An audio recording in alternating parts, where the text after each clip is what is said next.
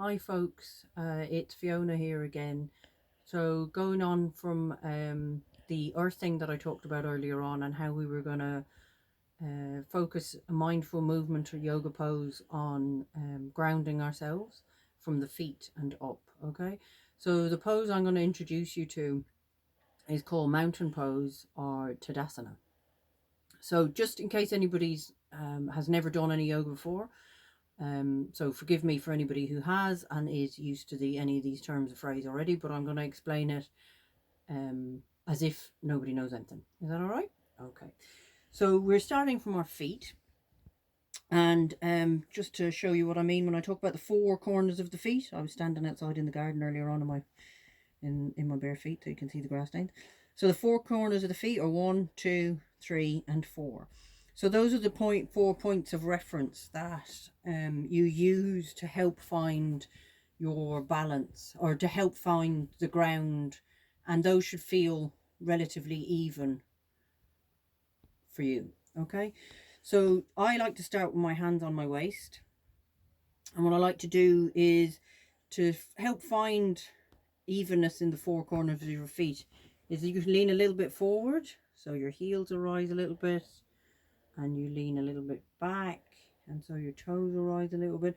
Lean a little bit left, and lean a little bit right, and then coming back to center, and then trying to see, can you find evenness in the four corners of your feet.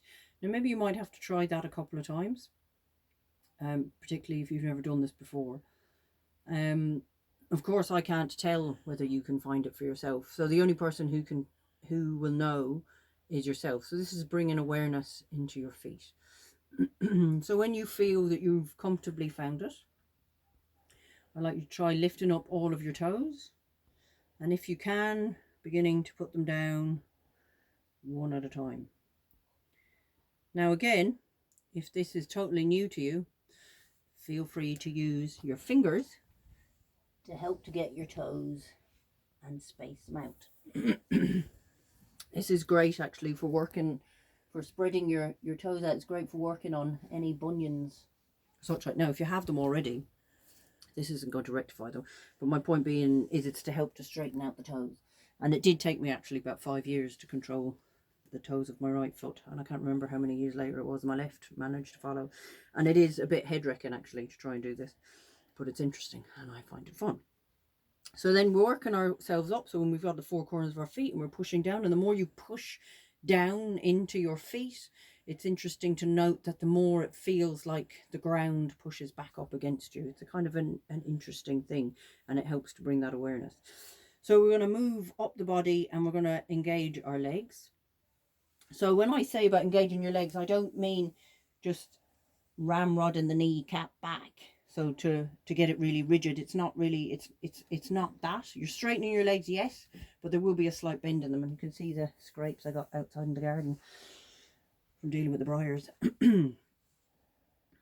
So coming to our feet, and what I'd like you to do is, if you can imagine that you're pulling the mat apart with your feet, and that really helps to engage the legs. So you'll find that your knees are kind of tightening slightly, you'll find your thighs are engaging, and you should be able to feel it somewhat here in your hips. Okay, so I'll just show you what it feels like when I don't, and what it looks like when I do. Okay, and then we're moving up into this region here from the belly button to the bottom of your pelvic bone, and it's called the Mula Bandha area, or the root lock. So it's a slight inward and upward motion to engage that area. So you're engaging here, and again, it's one of those that you have to play around with it a little bit and work on it a little bit to try and find it for yourself, because no one will know if you're doing it. So it's not like a sucking in and you're feeling all this diaphragm pulling up and you get all this nice concave kind of idea. It's a lower down, lower abdominal, deep abdominal muscles. So it's a slight inwards and upwards. Okay, but we're still engaging our legs and we're still pushing into the four corners of our feet. And then we're going to move up from the hips. We're going to come up to our shoulders. And what we want to do is We want our shoulders, our shoulder blades, no, not our shoulder blades, our collarbones, sorry, to feel nice and broad, and your shoulder blades to move towards each other on your back, and towards each other and towards the spine. And I know if you've never heard any of these terminologies before, it can be quite confusing. So the best way I find to do it is do it nice and slowly and bring an awareness to your own body while doing it. So what I find is a great way to do it is if you bring your shoulders up and rounding them up towards the ears and letting them drop. And hopefully that feels like that's nice and broad, and you can feel those shoulder blades moving slightly. So it's not thrusting the chest forward. Bringing the shoulders up, maybe rounding them forwards, and then just allowing them to drop back into their sockets a little bit. Maybe try that one more time. Bring the shoulders up.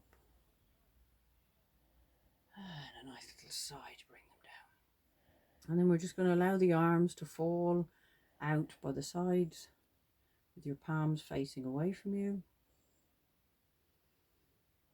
And then just to complete the pose, we're just going to bring your chin slightly towards your chest, just to elongate out your neck, because your neck is part of your spine.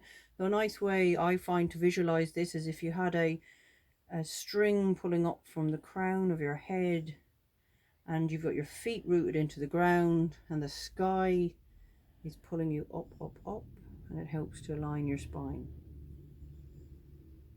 So we're just going to take a couple of nice deep breaths in and out. Now, like in my yoga classes, I always go, and how do your feet feel? And people, and usually, sometimes, and myself included, will go, oh, I forgot about my feet. How do your feet feel? Do your legs still feel engaged? Is the Mula Bandha area feeling engaged? Shoulders are down, away from your ears. Your neck is stretched just a little bit, chin towards your chest. So mountain pose, by its very name, is something that denotes strength. I'm not suggesting that anybody rugby tackle you at this moment and see if they can push you over. But that's what it is.